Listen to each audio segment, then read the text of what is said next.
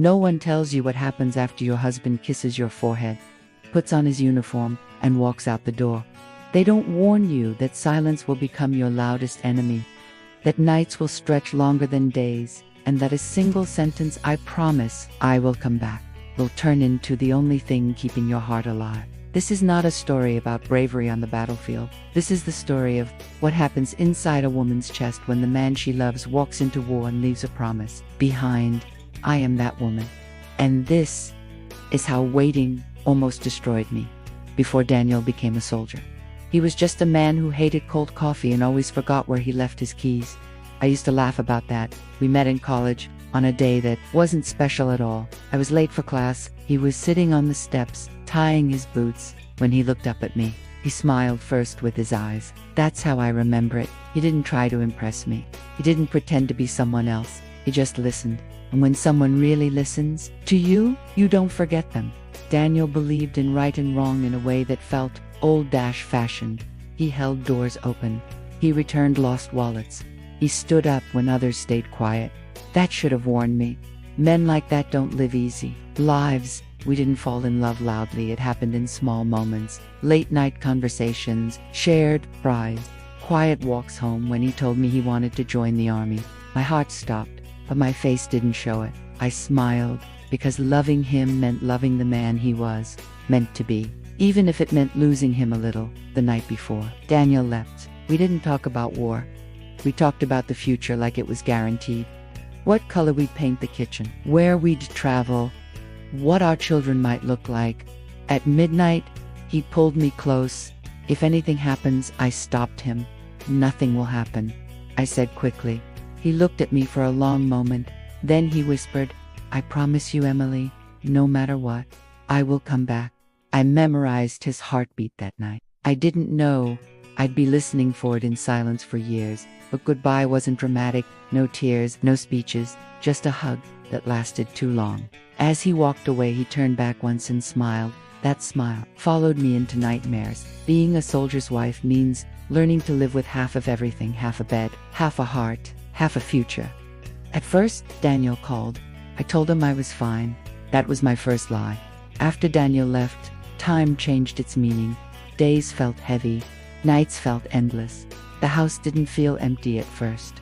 It felt paused, like he'd just stepped out and would return any moment. I kept his side of the bed untouched. His pillow still smelled like him. I told myself that mattered. Every morning, I made 2 cups of coffee. One for me, one for him. The second cup always went cold. When Daniel called, the world stopped. I would sit perfectly still, afraid even breathing too loudly might break the connection. "How are you?" he asked. "I'm fine," I said. That was my second lie. He never told me much about where he was. Soldiers don't, but I could hear it in the pauses between his words. The exhaustion, the danger, the weight before hanging up. He always said the same thing, "I'll be home before you know it." And every time, I believed him. Nighttime was the hardest. During the day, I could pretend. At night, the truth came out. I slept with the light on. I checked my phone every hour. Every unknown number made my heart race. Sometimes I dreamed he was calling for me. Sometimes I dreamed I couldn't reach him. I woke up crying more times than I can count. Waiting doesn't make you strong, it makes you tired. The calls became shorter, then less frequent, then silent. I told myself it was normal, that missions changed, that connections failed. But my heart knew something was wrong. I started carrying my phone everywhere, at the bathroom, the kitchen, even the shower. I was afraid to miss him. Days passed, no calls. I stopped sleeping. People asked how I was doing. I smiled. I went to work. I laughed at jokes. I said all the right things. But inside, I was counting hours, counting days, counting everything except my fears. Because once fear enters, it never leaves. It happened on a Wednesday at 2:17 p.m. I remembered the time because time stopped afterward. 3 knocks, not loud, not soft. Official. I didn't open the door right away. I stood there, hand on the handle, praying I was wrong. When I opened the door, 2 men stood there, uniforms. Hats in their hands. I didn't scream. I didn't cry. I already knew. Mrs. Carter. One of them said softly, "Your husband has been listed as missing in action." Missing. Not dead. Not alive. Just gone. They explained things. I didn't hear them. All I could think was, he promised. That night, I slept on the floor. The bed felt like betrayal. I didn't turn off the porch light. I left it on because promises need light. I whispered his name into the dark. "Daniel, come back." Silence answered. Days turned into weeks, weeks into months. People stopped asking for updates. I stopped expecting answers. Waiting wasn't something I did anymore. It was who I became. Every knock made my heart stop. Every ring made my hands shake. I talked to his photo like he could hear me. He promised, I said every night. And every night I waited for a reply. The first holiday without Daniel felt unreal. Thanksgiving came quietly. I cooked for 2 out of habit, then sat at the table alone. His chair stayed empty. I kept looking at the door, as if he might walk in late, smiling, apologizing for being late. He didn't. That night, I wrapped leftovers and cried over a plate that stayed untouched. Christmas lights went up all over the neighborhood. I didn't decorate. What was the point? I sat by the window, watching other families laugh, wondering how they could celebrate while my world stood still. I slept with the porch light on. I told myself it was for decoration. It wasn't. At first the army sent letters, updates, careful words, hopeful phrases. "We are still searching." Then the letters slowed. Then they stopped. Silence returned, heavier than before. Friends stopped calling. Family stopped asking questions. They didn't mean to be cruel. They just didn't know how to wait with me. I became the woman people didn't know what to say to, so they said nothing. I talked to Daniel's photo every night. I told him about my day, about work, about the weather. I pretended he was listening sometimes. I imagined his replies. Sometimes I imagined his laugh. Then I cried, because imagination hurts more than truth. It arrived in a white envelope, official, final, presumed dead. I read it 3 times. The words didn't change. My hand shook as I signed the papers, but my heart refused that promise. Like that doesn't disappear on paper. They called me a widow. I hated that word. Widow meant ending. Daniel and I weren't finished. I packed his clothes away slowly, piece by piece. Each shirt felt like a goodbye I wasn't ready to say. One night, the silence became too loud. I screamed. Not cried. Screamed. I broke plates. I tore photos. I collapsed on the floor. I waited. I shouted. No one answered. Silence won again. After that night, something changed. I stopped expecting miracles, but I didn't stop loving him. I learned how to breathe with half a heart. I learned how to live without closure. While I was learning how to survive, Daniel was too taut, captured, beaten, forgotten, but alive. Every night, he whispered my name. Every breath he took was fueled by a promise. I will come back. Years don't pass loudly, they slip away quietly. One birthday after another. One anniversary without flowers. One calendar after another. People stopped mentioning Daniel's name. I never did. Saying his name was the only way I knew he was still real. Hope is a strange thing at first. It keeps you alive. Then one day it becomes heavy. It sits on your chest at night and makes breathing hard. I stopped checking the door at every sound. Not because I stopped believing, because believing was exhausting. One evening, I stood at the door and looked at the porch light, that it had been on for years. I told myself it was wasting electricity. That was another lie. When I turned it off, I cried harder than I ever had. It felt like betrayal, like I was giving up on him. But sometimes, survival looks like surrender. The world didn't wait for me. New neighbors moved in. Children grew up. Seasons changed. I stayed the same.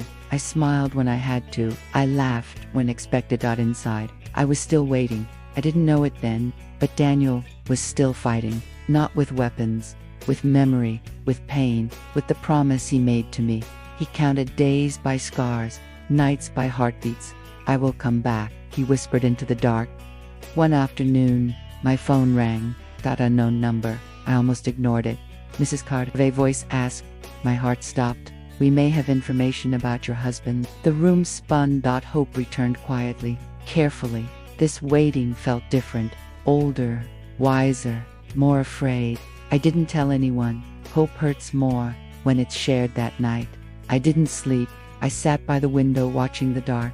I didn't pray, Just waited. The next morning, the phone rang again. This time, I answered immediately. Mrs. Cotta, the voice said, your husband is alive. Alive.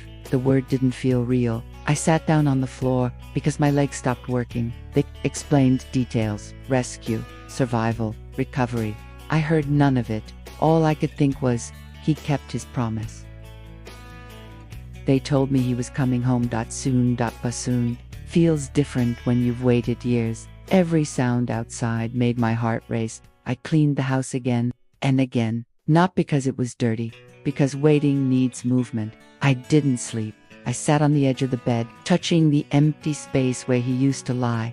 I wondered if he would look the same, if he would recognize me, if promises survive time. It was raining soft at first, then heavier. 3 knocks, the same 3 knocks, the same 3 knocks. I reached for the door. I almost didn't open it.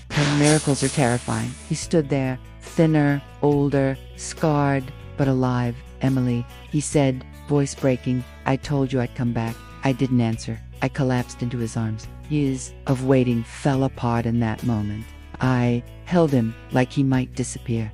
He smelled like rain and dust and something unfamiliar. But his heartbeat, it was the same. The one I memorized. We didn't talk much that night. Some stories are too heavy for words. We just sat together, breathing, alive. Coming home wasn't the end, it was the beginning. Nightmares followed him.